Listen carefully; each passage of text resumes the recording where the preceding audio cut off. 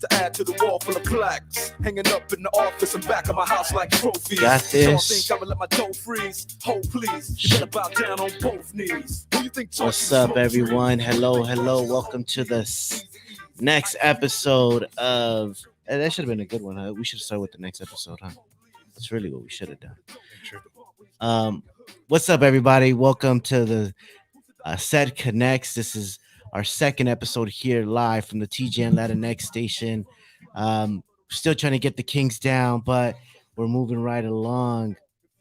Want to welcome everybody to listening in. Make sure if you guys are tuning in on the TGN Latinx app, check us out in the chat room. Also, if you're checking us out through YouTube, hit us up on the YouTube chat line. We also have the phone number there on the ticker there, so give us a call if you guys want to tune in. We're Set Connects, Cannabis Entrepreneurial Dialogues. I'm your host, Danny. Sitting next to me is B, and our mission is to create spaces for people and brands of color to elevate their voices and educate and empower our communities through storytelling and sharing experiences. I'm excited about today. What's up, B? How are you? What's up? That's it. That's all you got for me. What's up, man? I'm excited today. We got a bunch of announcements to make from our first episode. But first, let's get into these sponsors. Let us know what's up with the sponsors. Wow, we got Adore LA. Adore LA is a faith-based community. They create space for queer, POC, and marginalized communities. Yeah, it's just a community for everybody to gather. And they have an event coming up November 1st. So definitely check them out at Adore LA. You can find them on Instagram and Facebook. So we thank you, Adore, for always supporting us. Yeah, I love Adore. I love it. And our other sponsor that we have is La Familia, which they actually hooked us up today. We have some chocolates here that they hooked us up with.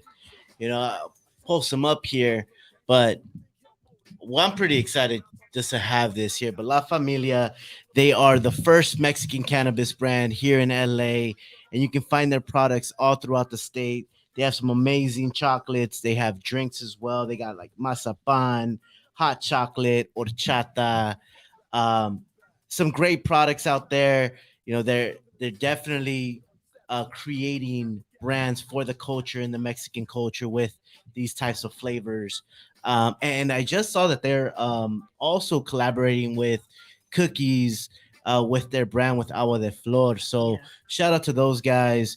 All the work that they're doing. You can find them at different cookie shops, Dizzy's, March and Ash, all throughout California. If you want any more info, check them out on their Instagram. You can also find them through our page as well. But definitely check those guys out. B, so how was your week last week after our first episode? Pretty good, man.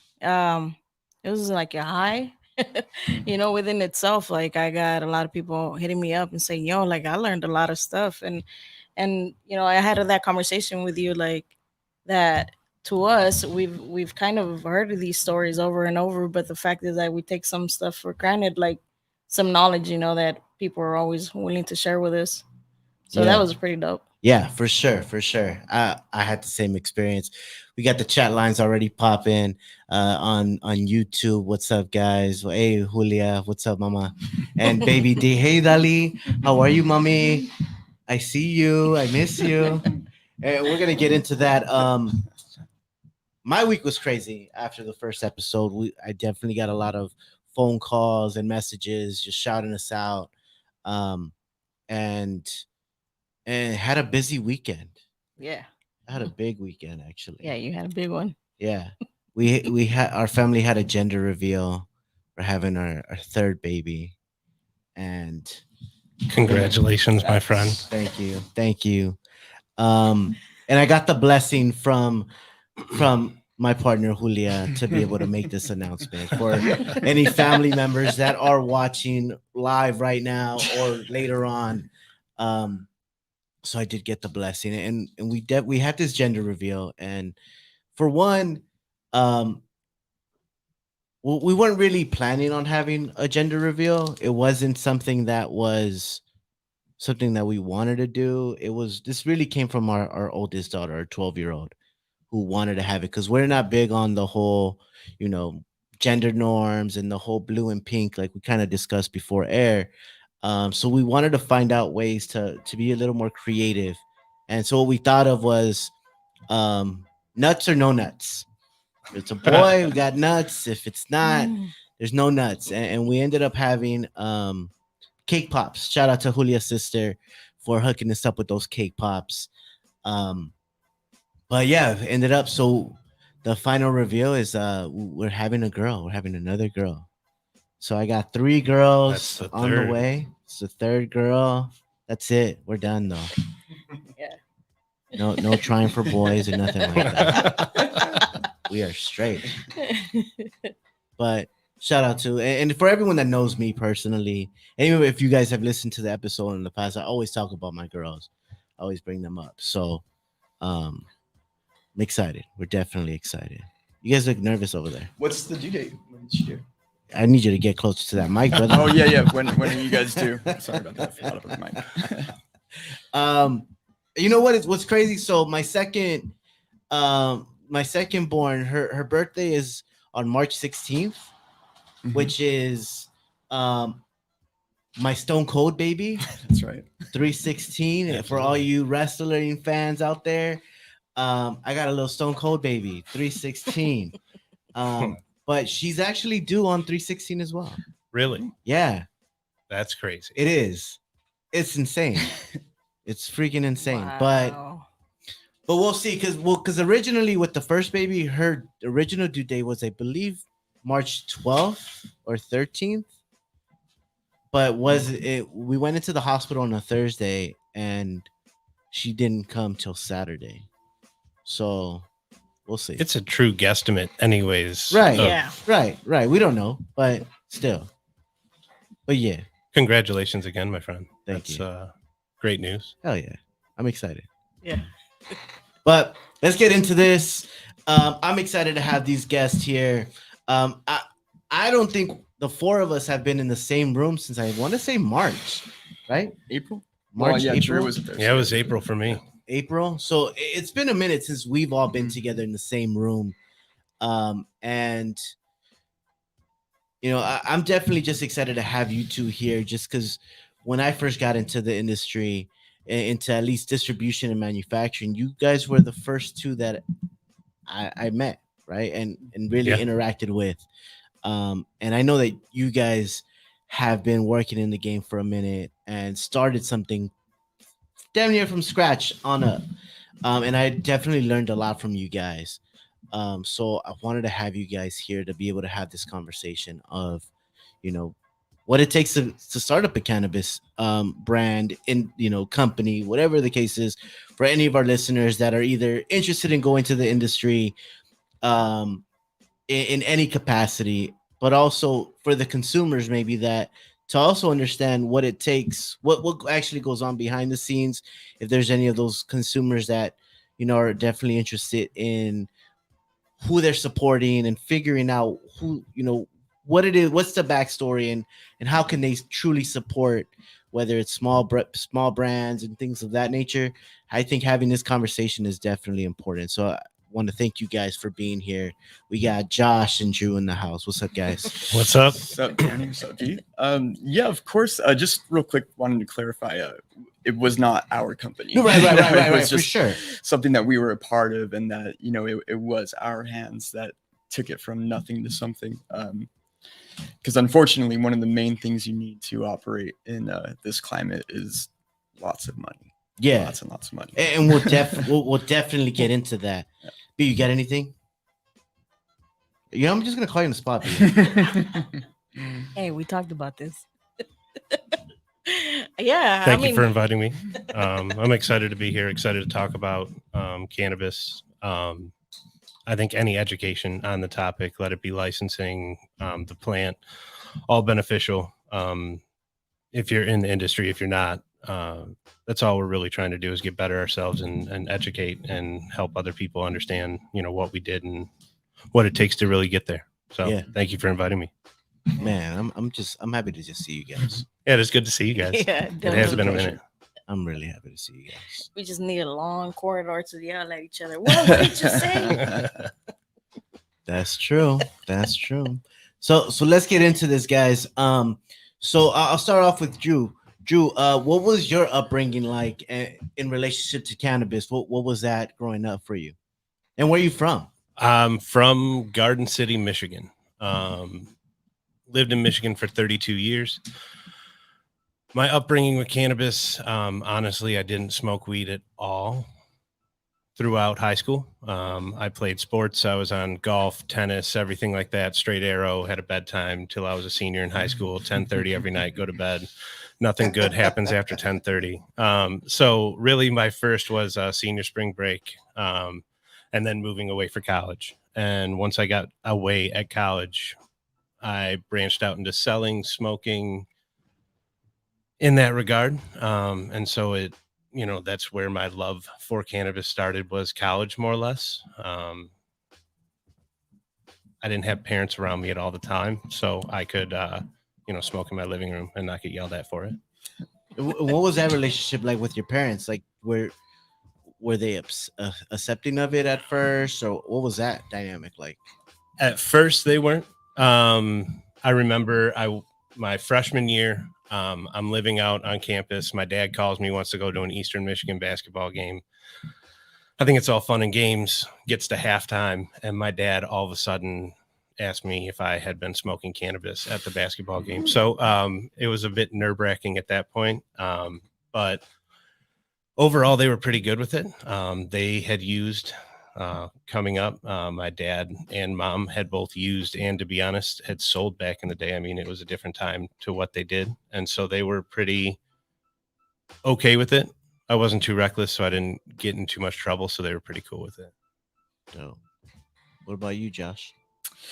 My upbringing with cannabis was not great. Because even though my family, they definitely partied when they were younger, for some reason, I don't know why, and we never really talked about it. They, I don't know, they always just took the side of like what the rules are or what the law is. Because in high school, I got busted with weed like maybe 10 times. And each time as a minor, you get in trouble, you go to court and your parents have to talk to the judge, not you. It's like your parents, the one that's getting in trouble. So that sucks, just you feel really guilty about that. And that was basically our introduction to them knowing I was smoking. I didn't get caught by them. I got caught by the school, and obviously they get involved. And I don't know if that like ruined it and turned it into something that we couldn't really talk about, honestly. Whatever it was, they thought it was a terrible, terrible thing. Did not want to talk about it other than you cannot do that. But after high school, the mentality like totally switched, kind of along with the state and society. Weed was on its way to becoming legalized every year. Every couple years, it was one step closer to recreational adult use.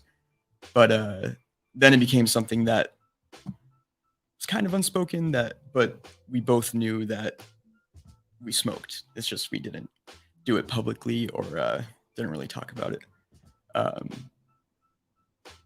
And then entering the cannabis industry, working in it, now it's just a totally non-issue. It's on the same level as alcohol. We can talk about it. We can talk about the industry. We can talk about what's going on out there. Yeah. And, yeah, because it's an interesting topic, especially, they see on the news all the money going into it, and knowing that I'm in it now, they want to talk about it, which is interesting. Yeah, for sure. And so, have you always been out here in LA? Yeah, pretty much. For a few years, my family lived in upstate New York, but yeah, born and raised in Whittier, California. Went to high school in Orange County. Yeah, but mostly LA. All right. And how did you get out here to LA? I got lucky. As I said, I'm from Garden City, Michigan. Yeah. My best friend had moved out here years before. Worked in dispensaries, tried to get into the door at a couple places. He was actually the first employee with the company, and he called me. I was a recruiter. I was a mortgage banker, then an IT recruiter, and then I did logistics recruiting. Okay. Dom called me one day and said they needed help. Someone quit, and we need you out in California as soon as possible. This was always a joke between us before, come out to California. I wasn't too keen on it, but when he called me, the owner was on the phone. Everything I knew, it was a different tone of come out here. Like it was kind of do it now or don't do it ever. And so that night we went out and we went to dinner, and I talked to my parents about it. They were not too accepting in the beginning, as I lived at home for 32 years. I'm an only child. But surprisingly, as it's gone on, it's turned into they're super proud of it. They're super excited about it. But yeah, my best friend was the first one in the company, and I put my 2 weeks notice in, moved my house in 3 weeks. I packed everything up, and I lived on my best friend's couch for probably like 2-3 months, and best decision ever. Dope. Yeah. Dope. Would Wait. you move? Would I move? Yeah. Pick up everything and go. It sounds scary. But yeah, I think I would have if I was in the same boat. I think so. It's scary in the intro, like when you first think about it, but then you like at this point now looking back, I couldn't stand my other jobs. Yeah. So to do something that you love, would you move across the country? It comes down to the question, like, do you, a dream job to work in cannabis comes across your desk to be one of the, original members. It's hard to say no. And I didn't truly want to come to California. It wasn't my main goal, but like I said, best decision ever. It made it easier. And it's crazy to even think like when people have this thought of like work in the cannabis industry, like I at least the experience I've had from people is, oh, so what, you like smoke all day? Like, you guys just do all this all day? Hell no. It's nowhere near. I mean, that's everybody thinks that. I mean, even me when I came out here that was an appealing piece because in your brain, but then you go to think of alcohol, you don't get to drink a Budweiser on break. Site, right? Yeah. So I mean, we'll get to that, but because I mean, I know we. Yeah. I mean, I'm born and raised here in LA, and even when I got the call, Danny called me and he's like, "Hey, man, we need extra hands. Like, you're up for it?" And I'm just like, I don't know. I'm kind of comfortable where I'm at. And so that went by. Then you hit up again. And you're like, "Hey, man, we really need some hands." And I was like, cannabis doesn't sound too bad. And you think about all that, you think it's going to be good and everything. You get there and you're like, fuck, I really got to work. Yeah. Like, put your head down and work, man.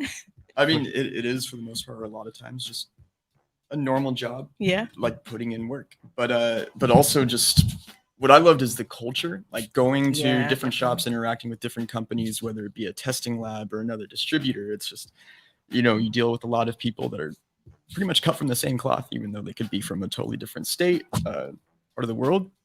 It's just this industry attracts usually down to earth, rational people. I don't know. I mean, maybe in the background, maybe not in the sales. I don't know. We'll get into that because we definitely encountered a few. There's a couple. Different. I'm talking couple. distro, not sales. It doesn't matter, even in that, man. It's just but business. Before we get into the the nitty gritty of things, I do want to just touch on a few things for the listeners in terms of what does it really take to even get into the industry, and what the biggest things, at least in the legal game, is obtaining or having some type of license, right, to be able to just do things legally, right? We're in a legal state now, recreationally and medically, and some of the things that folks need to know is like the different types of licenses, right?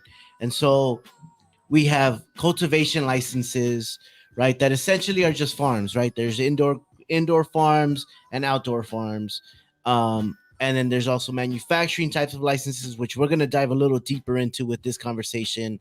There's distribution, where the distribution piece again is something that we're going to talk about a little later in terms of what it means to have a distribution license and all the and all the nuances behind it.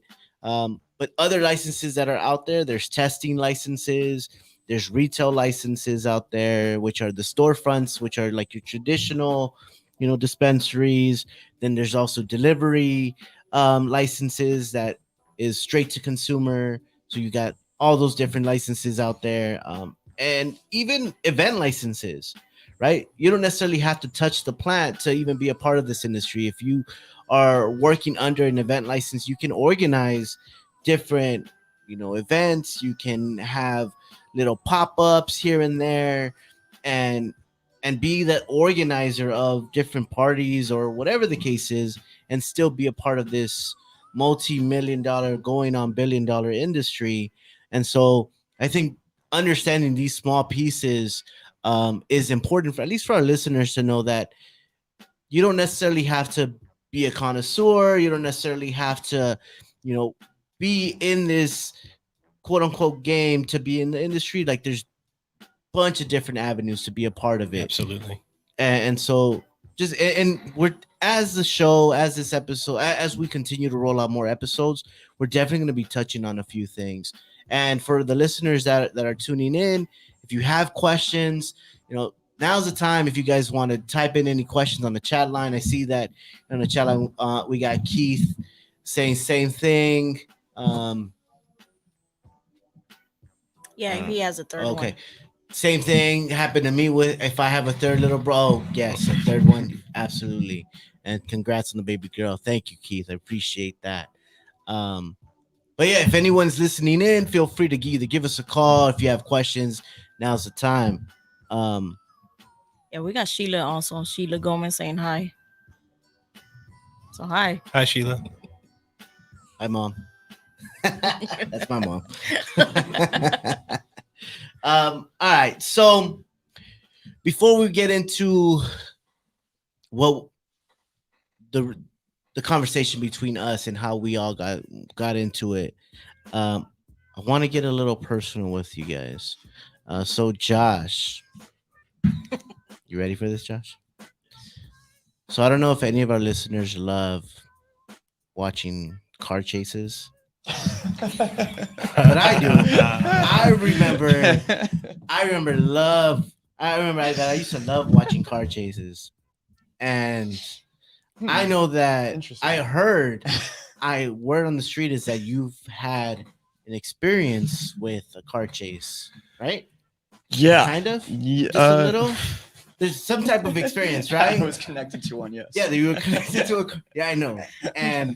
And so I definitely want to hear about that. But before we get into that, got a quick little commercial break that we got to get into. So last week we announced that we have a big partner, Grassdoor. So Grassdoor is one of the largest cannabis delivery services in California. And we just talked about this, right? There's those delivery licenses. You guys can, for our listeners that are tuning in, if you guys want to go ahead and get your cannabis delivered to you within the next 45 minutes, go ahead, visit grassdoor.com and use said connects at the checkout to receive 20% off your first 3 orders. And a said connects at checkout, and you'll get 20% off your first 3 orders. So that's a dope deal. I've tried delivery services, and I personally love delivery services just because I don't have to get out anywhere, right? Just order it and it comes right to my door like a pizza. Actually, you can order both at the same time, right? Order my pizza. Weed and pizza. It's a great combination. Always. I forget, do they service all of LA County? They're starting to, yeah. Okay, From what cool. I heard, yeah, all of LA now. They're in Orange County, San Diego, Nice. Inland Empire, and even in the Bay too. They're in the Bay now, San Francisco, Oakland, San Jose. So wherever you're listening, at least in the state of California, you can get your weed delivered to you. And if you're listening from out of state, if you guys any out of state delivery service, hit us up and we can shout you guys out too. I just did it for the first time ever. Got delivery weed. How was that? 2 days ago. It was great. Like you said, I didn't have to go anywhere. The guy was super friendly, pulled up.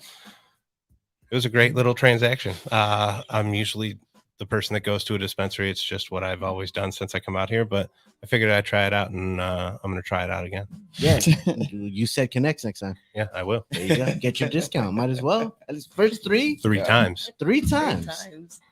That's exciting, at least for me. But Josh, talk to me, man. Tell me talk to me about that connection. Oh, did I do something? Man. No, Good? we're good. I think we're good. Yeah. Man, this is kind of embarrassing. It's super embarrassing. Probably like the worst experience I've had in my life, or at least one of them in recent years, at least. It was around midnight. Was on my way home. Stopped at a gas station to get gas. Pulled up to the pump.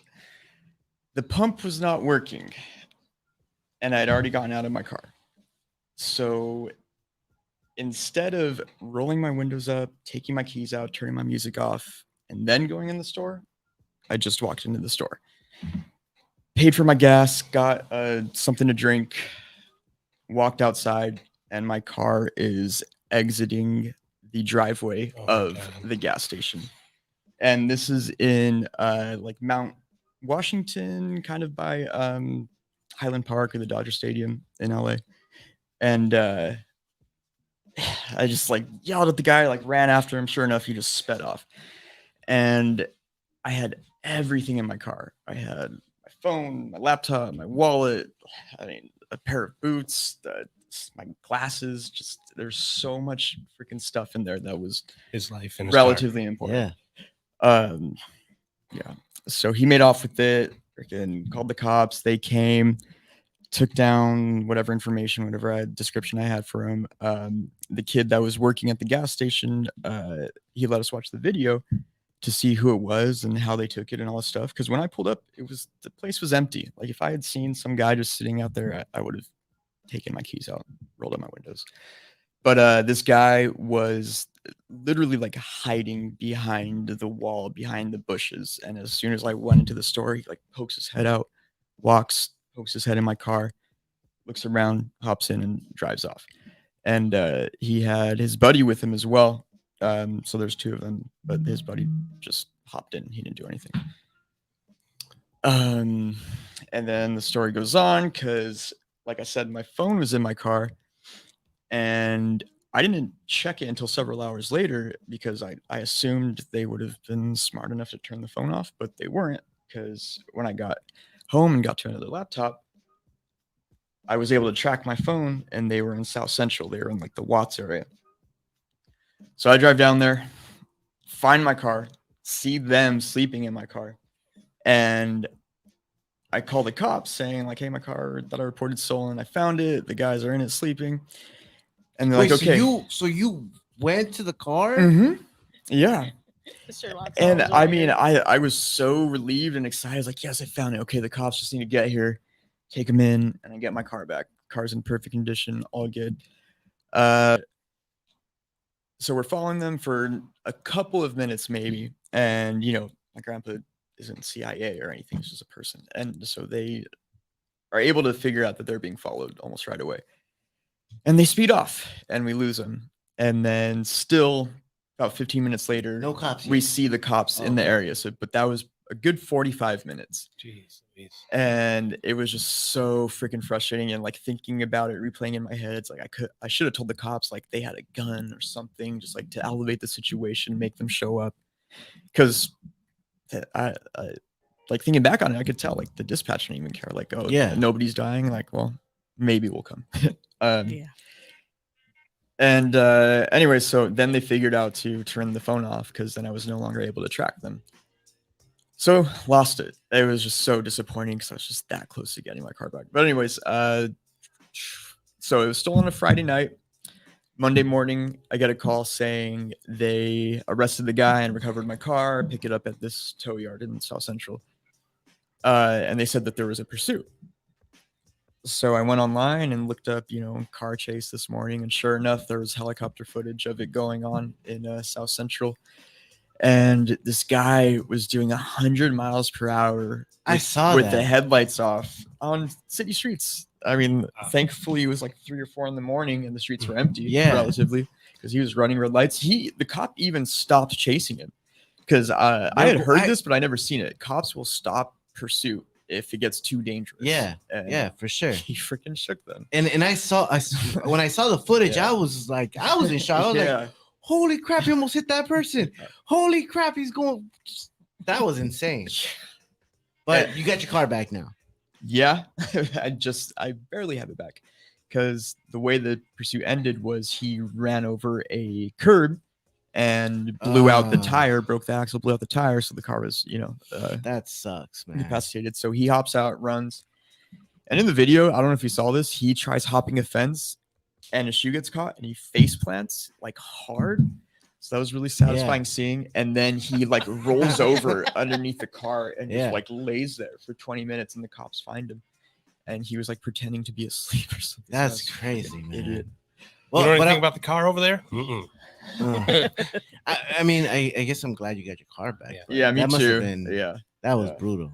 It sucked. And like I said, my car's been in the shop for 2 months because everything is on hold at the ports of LA. Every part, every piece is taking an extra 2 weeks to arrive. And it's just been a nightmare. Julia in the chat. Oh my God, I leave everything in my car when I pump gas.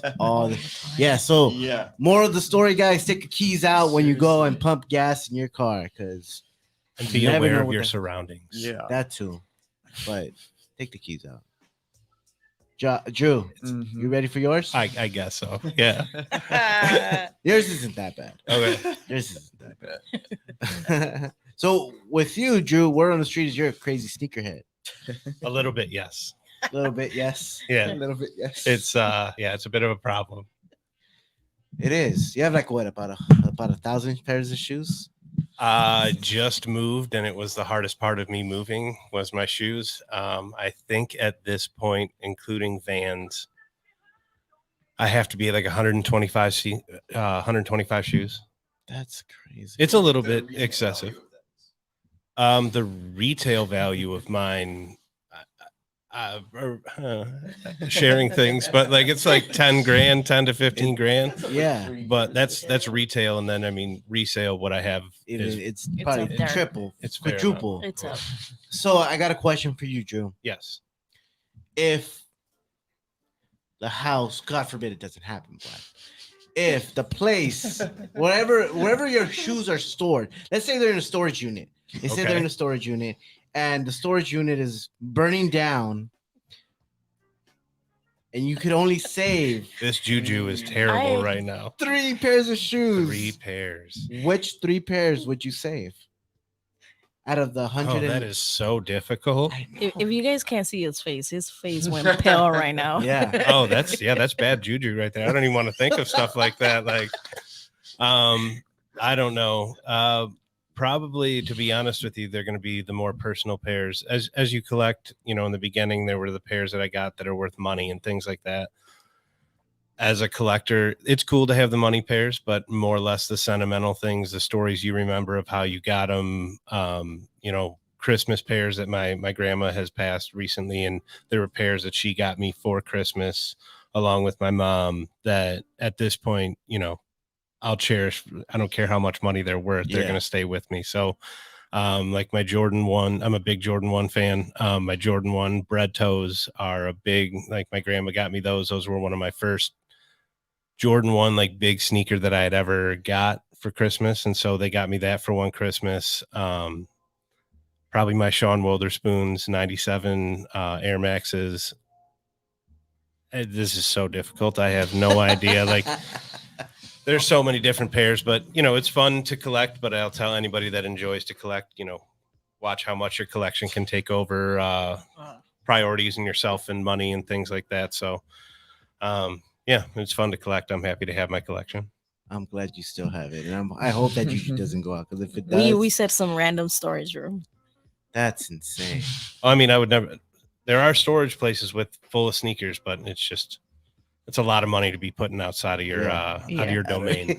Yeah. You got Noah and Eli in the chat there saying, "I'm gonna need that link of that footage." We'll go ahead. We'll make sure to put it in the description. We'll definitely put that link up for our listeners to watch. Absolutely. So let's get into this, guys. Startup cannabis. So when we got into this, what was that experience like starting up a cannabis company or being a part of a business or a brand that was just starting? What was that like? What are some of the challenges that you guys faced in the early stages of the brand? I'd say first of all, it was awesome, and I after being part of it, I cannot imagine going back to any normal industry, any like normal desk job or office. It just that is done for me. Like after being part of this industry, but when we started, it was 2018, 2017, November 2017. No, November 2016 is when it was voted into recreational adult use legalization. And then 2017, we had 1 year grace period, with January 1st, 2018 being the actual year of legalization and compliance and things like that. But 2017, that being the grace period, and there was no rules, it was just legal. It was so easy and so awesome, and it kind of was like how people kind of imagine it being, just smoking weed all day. For sure. It's just But during that time is, and I mean, the main thing for me would be exciting, like Josh, coming out here and doing this. Everybody says the Wild Wild West. The only time that I think of Wild Wild West was when I first got here. Mm-hmm. Yeah, there, rules are getting put into place. It was incredibly exciting to be a part of that time. You're trying to set up regulations for yourself, like how you're going to operate the business, but they're also changing all of the rules as you're changing your rules. So it's a constant evolution of what you're doing, how you're doing it. And it was great to get into a business, or I guess with everybody that joined at that time, everybody had the same goal. We all wanted to win. And it was so wonderful to be a part of, you're going to struggle, you're going to have hard times, but to be around a group of people that wanted to win just like you wanted to win every day was something that when you went home, you were proud of. Like he said, I mean, I don't want to go back to, I was a mortgage banker, I was a recruiter. I could do them again. I still know how, but I mean, after doing what we did, like Josh said, there was a different type of rush to be a part of the pioneer wave of what was going on in California at that time. It's incredible. Yeah. And so I feel the same way, right? I came from education before stepping into this field, and you're right. I guess I'm kind of going back to the educational side of things, right? With this type of podcast, right? I'm stepping kind of back into it, but it's my own way of being able to do it. But you're right. I definitely don't want to go back into any other field. It's an exciting time to be able to work within this industry. So, what about you, B? How do you feel? Yeah, man. I can't go back. I'm at an office job now, but I get to do this too. Yes. So I get to meet up with you and talk about everything that's going on, and continue and being like in conversation about cannabis. But before that, I was at another office job that, I'd just go. But when I switched up, beginning of the cannabis, I got to the point where I was like in the middle of everything. And so I went in, and it was like, put your head down and just work. When you got in one of the most hectic times of the brand when we were definitely, I think you came in during the friends and family time. I did. And it was definitely wild up in there. But we'll get to that part. We'll definitely get to those steps. But even before that, let's explain to the listeners, what's the difference between a licensed operator or owner versus a brand operator and owner? Because they're two different things, right? Mm-hmm. Are you talking about the difference between a distributor versus a brand that has a distributor's license, so to speak? I'm talking about so for someone that's just coming into this and are learning, it's not like your regular industry, right? You can't just start a brand and then start going into a legal dispensary. Am I right? Or no, you can't.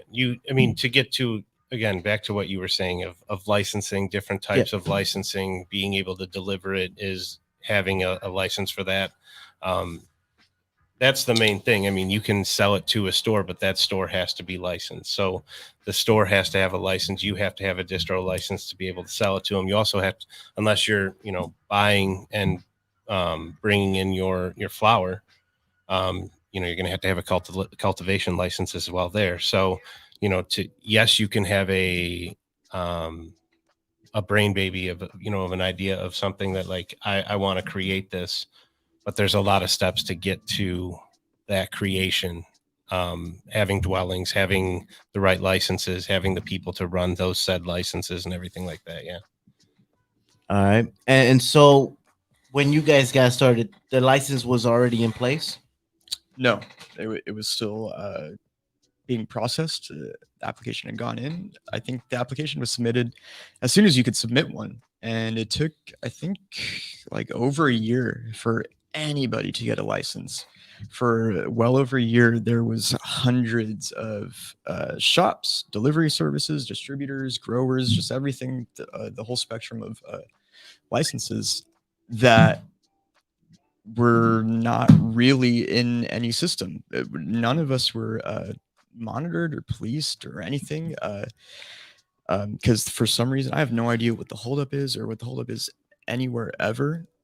That the applications don't get processed, they don't get approved. There's a huge wait list when it's really just as simple as like saying yes or giving the green light. It's having a dwelling and where the dwelling's at, and how I can't imagine at this point. This was when we did it. What, like you said, 2017. Mm-hmm. There was a list of licenses at that point, but at this point, the list of licenses has to be astronomical and dwell. Yeah. So I mean, it's still delayed, but at that time, it was a year for us to get. But I mean, another thing, like you said, with the dwelling, when you apply for a license, you need to own the property that you are applying to get licensed. So one of the owners, one of our bosses, he was paying the mortgage on a warehouse for over a year. Well, just an empty building. Empty building. It was used as a storage facility, but no activity could go on in there until that license came through. And there was a point where they were getting a bit desperate and trying to apply for another license in Montebello because I think they thought there was a chance that that could come through faster or better or just whatever. And I remember there was one of our coworkers, AJ, chief of staff, him and another one like wrote this 200-page like policy book, this application to submit.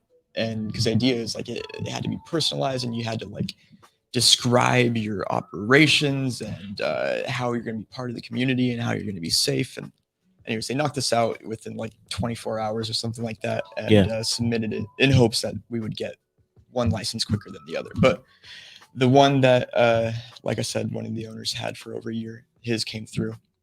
And that's a story in itself. I don't know if I want to go into that one.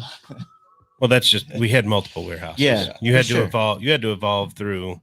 I mean, when we and Josh first started, how I met Josh was in a room, maybe this size, that we did orders out of that room. I mean, I showed up every day and there was no order packers. There was no boxing. It was get product from a farm, put it on a shelf that we had available and get there early in the morning and set it up for the few drivers that we had. So, you went from small, that's why it was so exciting. But then, you went through stages of warehouses, inventorying items and things like that. Yeah. So that evolution to getting to that licensed was, like I said, wild west. At a certain point, it was. Yeah, because when I remember when I got in with you guys, we had just moved. You guys had just moved into the larger warehouse, and I came in as a driver.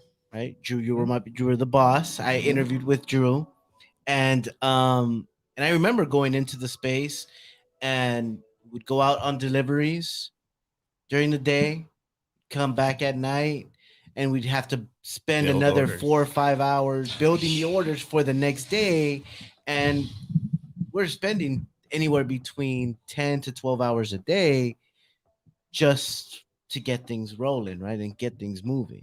I mean, it makes me think there's just a story that pops up in my head of, you had to come back and do that. I remember one night, this was early, like before the taxes went on. So it's just before New Year's Eve.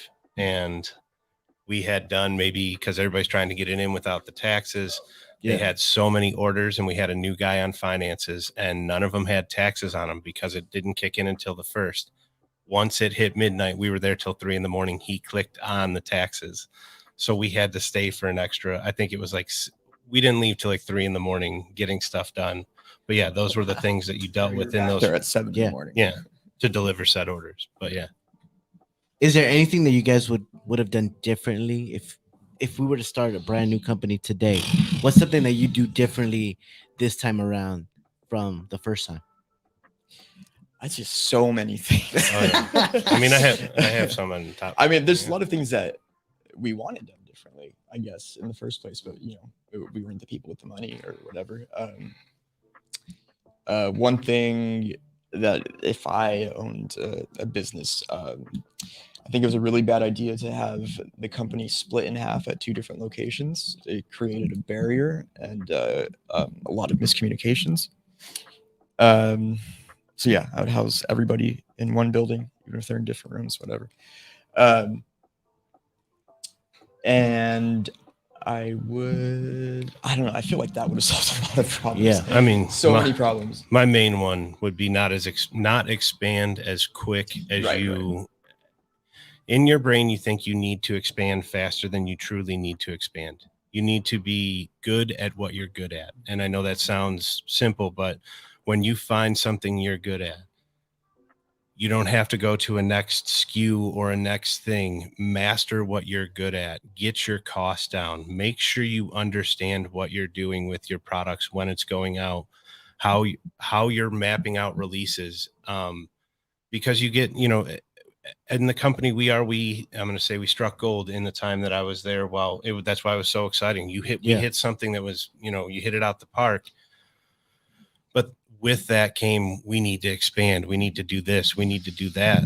And truthfully, you just need to build a good company. You need to pay people the right thing. You need to get good people behind you. I learned quick that I was nothing without a good crew behind me. And, you know, the other thing is, as you said, is speak up. As a manager, as you said, the people that around me that talk to me, or I tried, you know, my best. I understand we're not the ones with the money or anything like that, but be vocal. That would be something like they got to listen to you when you band together as a team. Be vocal, say things. You know, those are my things that I would change for sure. Yeah. I think that's where we go kind of like when we talk about the culture, right? It was a good culture. Like in my experience, I was able to communicate whatever I was feeling or anything that was going on. And the fact is like, you know, you knew that you can have that out there. And the fact is like you were all working really for something, one same goal. Mhm. So Yeah. that was cool. For sure. What's one of the craziest experiences you either had or had to manage through during that time? I have one in mind. I'll go. I have one in mind, but I want to hear yours first. It's gotta be the same one. Probably.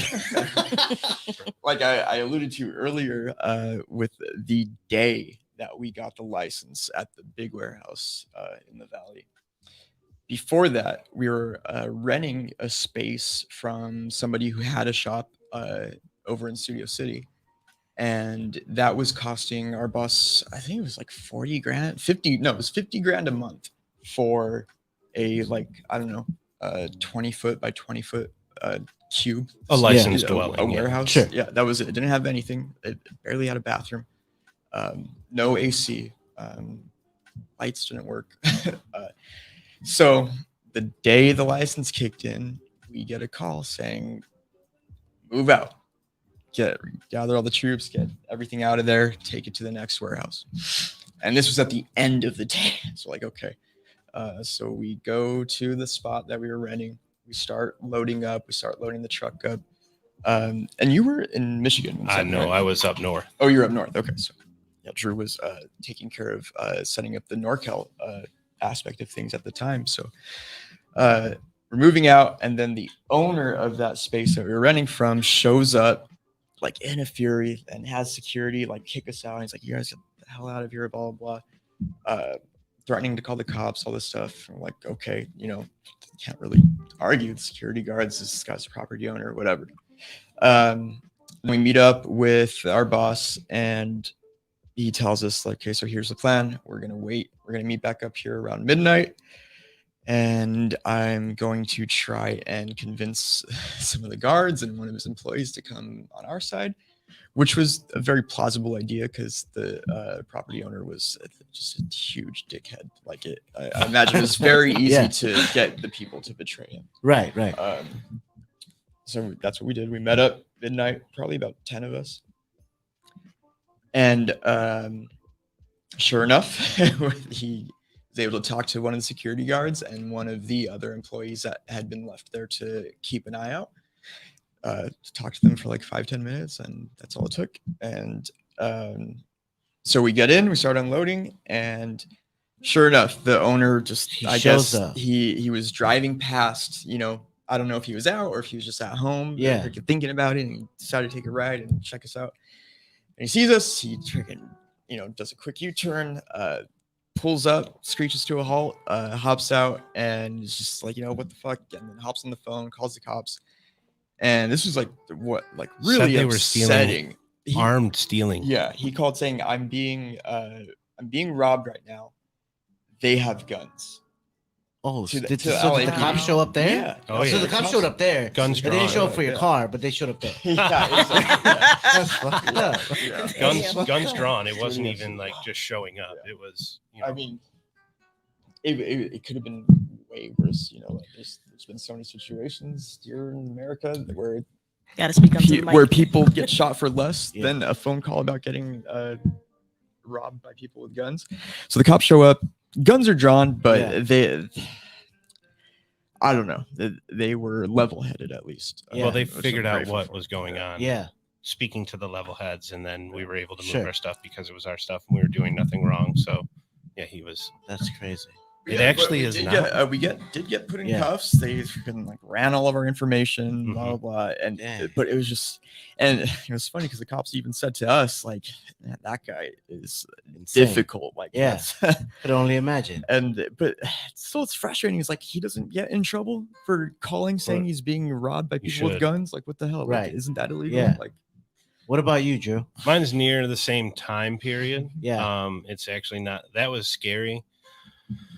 But me managing through something, like the hardest time was when testing went in. Okay.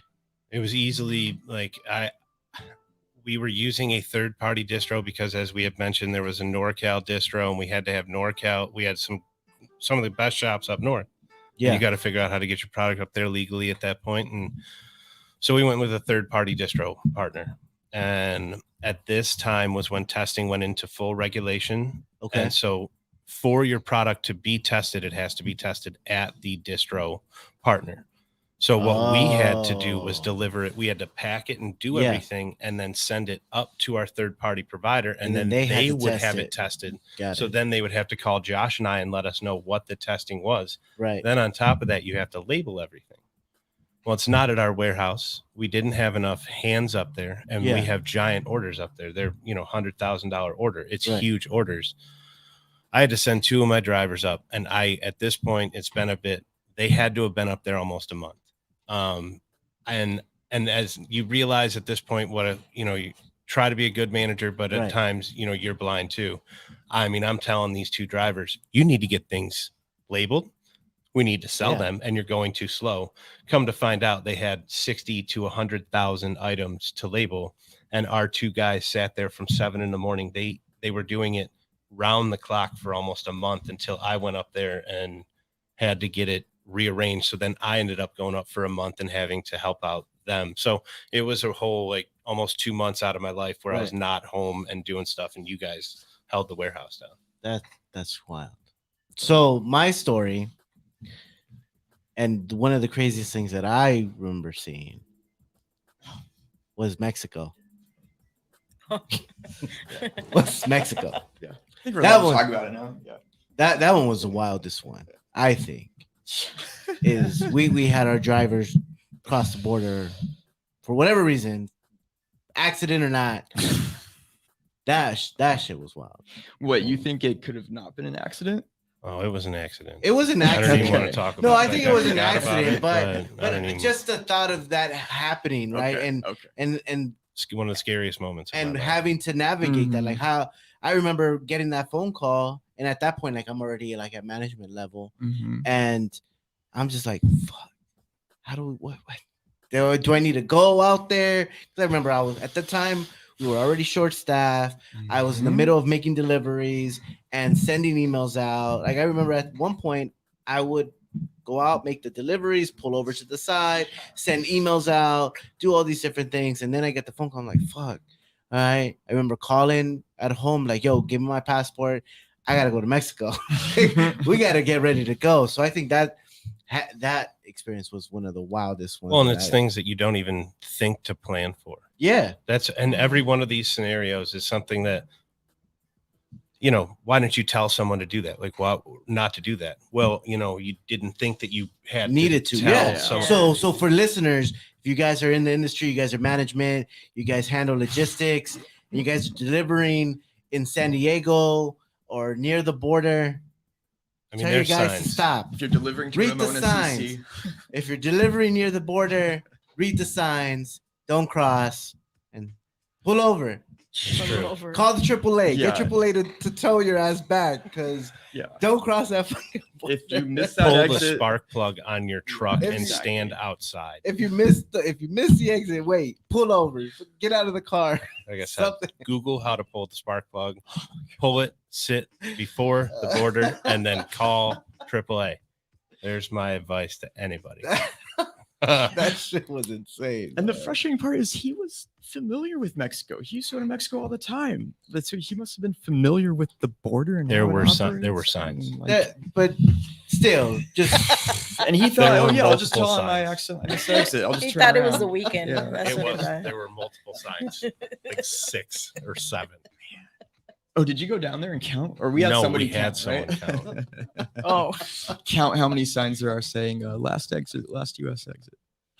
oh man. B, you got any questions? no, not right now. So if you guys had some advice to give to someone that's looking to get into the industry, what's one piece of advice that you would give to someone that's looking to get in? I don't know if this is advice, but one thing I wanted to add, one of the biggest difficulties throughout the 4 years we were involved was labeling and label compliance and what needs to be on the label and what can't be on the label. What needs to be on the label? What needs to be on the label? Just brief. Manufacturer information, distributor information, date of production, date of testing, California Prop 65 warning, exact phrases and wording, net weight, testing results, THC content, cannabinoid content rather, the name of it.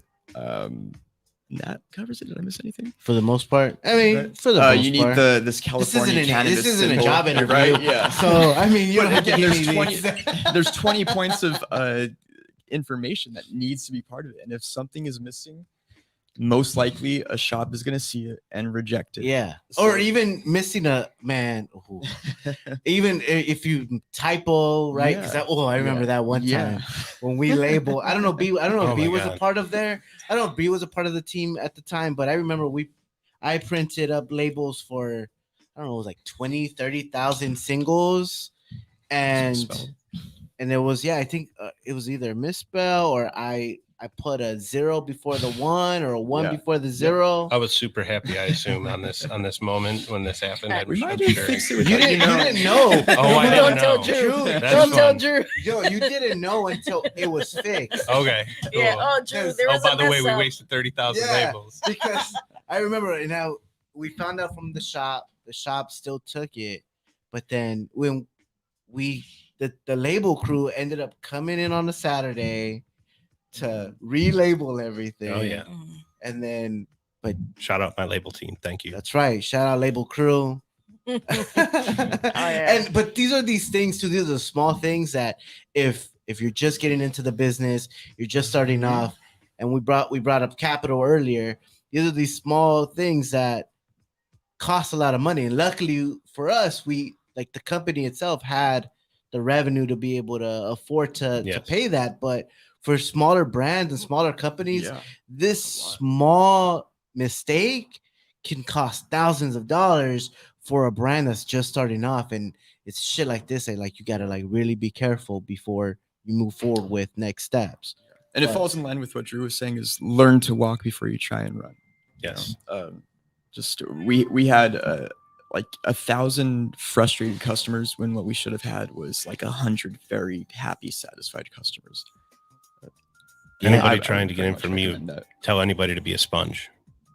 Mhm. And I know that's said everywhere, but truly be a sponge. When I came out here, as I had a different situation where I'm moving across state, I had to learn. But when you get to a company, some of those people that you meet, you may not want to be best friends, things of that nature. But if you want to be in this industry, there is a wealth of knowledge inside of a warehouse, inside of the sales, inside of anywhere. I have people that, I got 4 years under my belt, and what we did in that 4 years was incredible. But I also know people that have been in this for 15 years that truly built a way into this, that when you sit and listen to them, people get shocked. Like B said, people get shocked by what we know because it's just stories. But when you've been in it for 15 years and you can work with those people and understand their love for said product, being a sponge and there's a thing out there that's 10 things that take no skill at all: being on time, having a good attitude, being ready for work, being helpful. I don't know all of them, but if you look it up, but that would be what I gravitated towards the people that were vocal, that worked hard and wanted to be there. It was easy to see people that wanted to and didn't want to be there. And we definitely saw that when, and you brought it up earlier, when the whole moving too fast, scaling too fast, at one point we blew up so fast that we were just taking in anyone and everyone, and that The worst was thing a we did. detriment to the Yeah. company as well, because we weren't properly training anyone. But it's also knowing in there, like you said, it's knowing what you're working on. When you're bringing in that many people, when I look back at that time, we were working on so many things at once because it was all hitting us at once.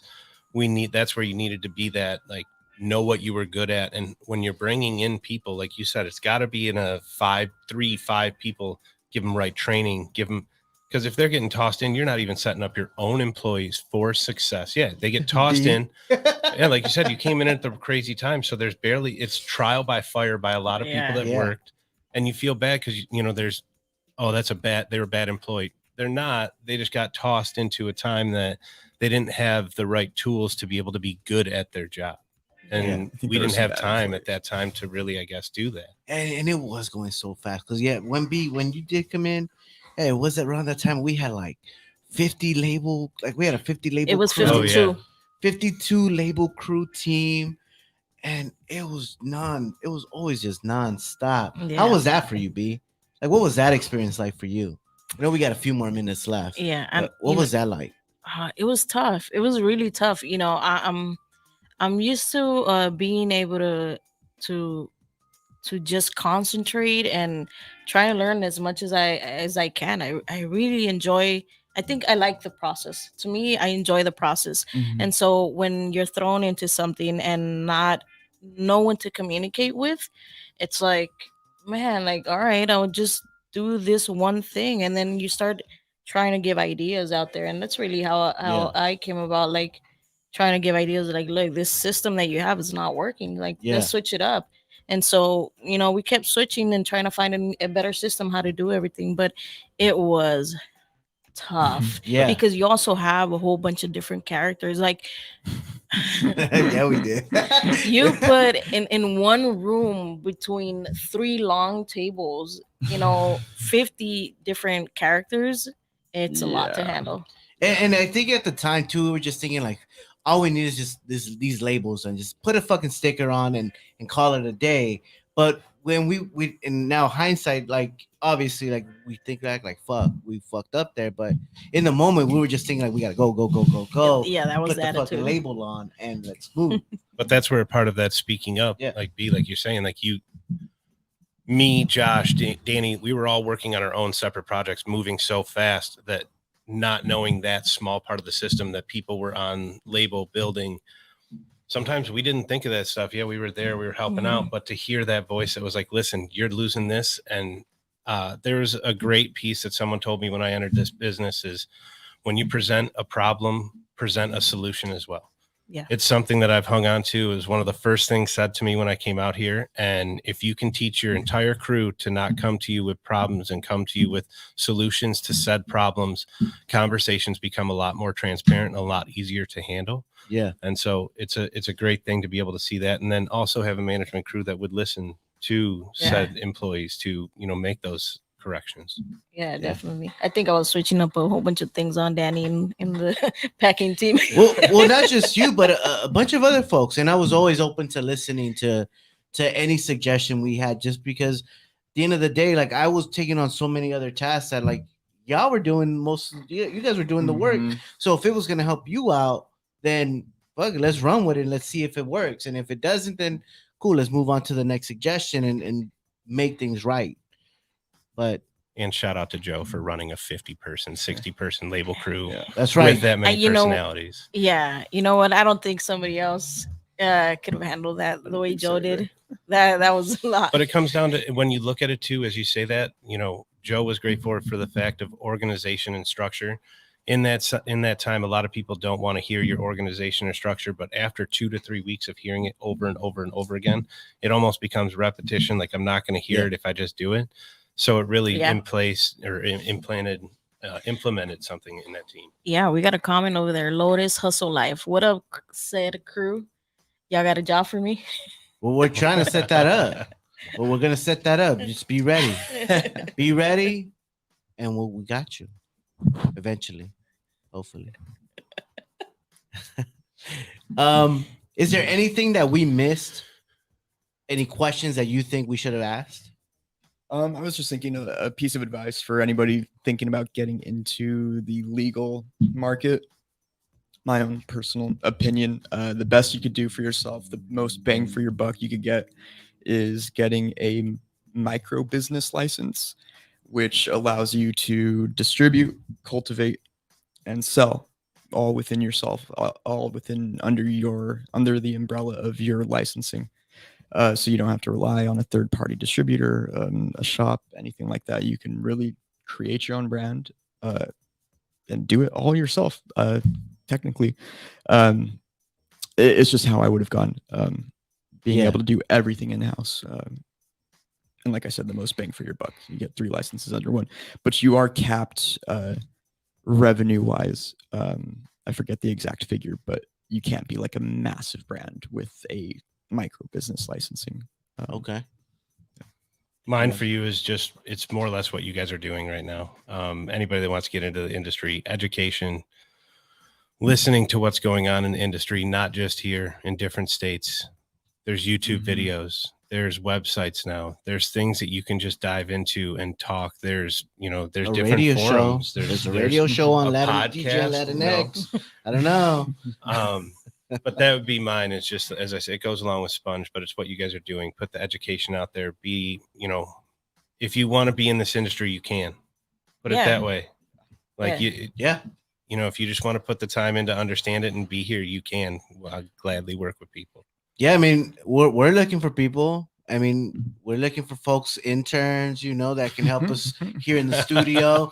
That's a form of the cannabis industry. If anyone's out there listening, y'all want to come out and help, hit us up on the DM, Yeah, definitely. And for those who are just, beginner level or just looking for a job, really, I don't think, I honestly think that if you get into the cannabis industry, even starting at, base level position, you learn a lot. And wherever you go, you take that with you. Yeah, for sure. One last thing that I'd say for any manager, thing I learned here, and I hope I did it with my team. It's not about the job you're at. It's about making people better forward in life. Yes, you got to make money. Yes, you got to make the company better. But the way to keep the culture and the morale is that. So I just wanted to give, that to managers that, take care of your people and listen, I guess. Yeah.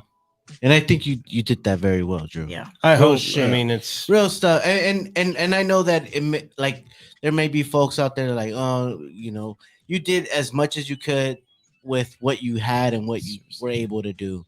But real shit, thank you for all the shit you've done, at least for me personally. You too, Josh, and just really Thank you, guys. educating me and putting me up on game and giving me the opportunity to like step up and put myself where I'm at now. Because if I wouldn't be where I'm at now without having the mentorship and knowledge and conversations with you guys. So real shit with you guys, without you guys, like I wouldn't even be here right now. So Yeah. thank you guys for, Well, for that's all the where- shit y'all done. Yeah. For Likewise, sure. I don't think there's anybody else that we had that could have done what you guys did. Yeah. Like really, there was nobody Yeah. else that I could have seen. But that's where stepping up that to the culture plate in came that way. from. We built it with Yeah. everybody being a part of it. Listen, I couldn't have. I was nothing. Everybody looked. Oh, Drew's manager. He's been here forever. Josh has been here forever. Mhm. We were nothing without you two sitting here or the rest of the team doing their job. And it you lose that in somewhere in the job that you think that you're just doing something. But I couldn't do my job without everybody else. Yeah. So Yeah, for Yeah. sure. All that knowledge definitely trickles down, right. So Yeah. definitely appreciate it.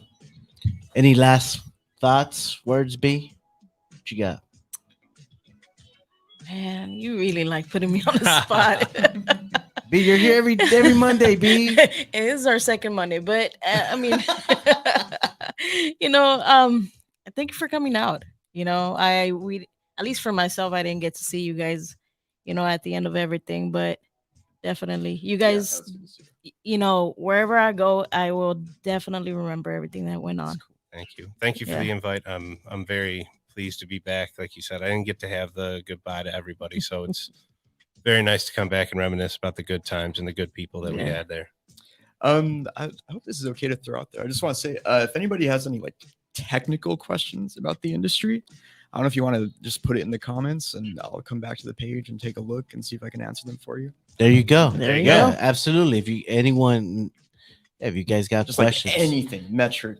Josh is like the wizard, man. Like this guy knows it all, and I always love talking to this guy about everything and anything because if he doesn't know, he'll look it up and he'll come back to you like the next day with, "Yo, I looked this up. This is what I got." Yeah, Josh is that lifeline. Yeah, I read the entire legal document and I understand it all. yeah, it's crazy.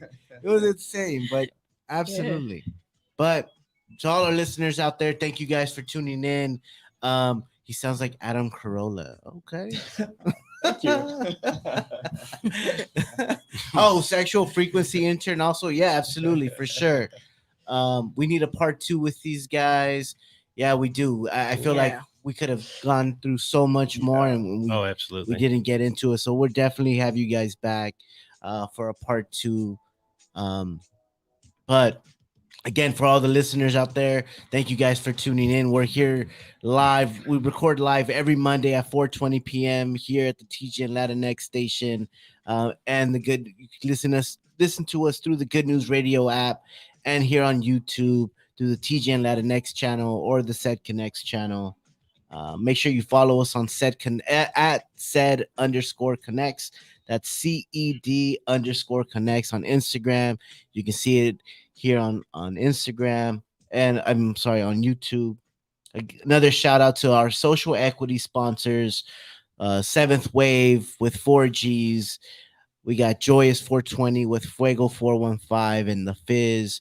And shout out to Bianca Star Agency, which is another social equity sponsorship. And she's actually going to be teaching a class for the San Francisco City College. They're offering some courses, some cannabis courses up there in the Bay. And she's going to be leading one of those classes out there. So shout out to Bianca with that.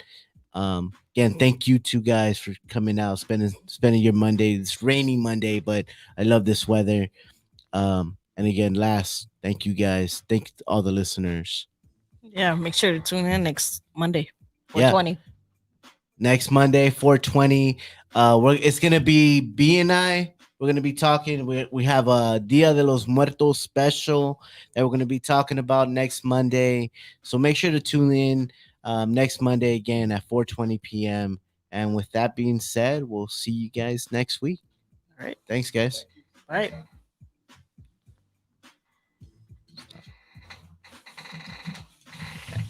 And YouTube always gets that special behind the scenes while we finish. Yeah. It's the first. Yeah, which is Monday.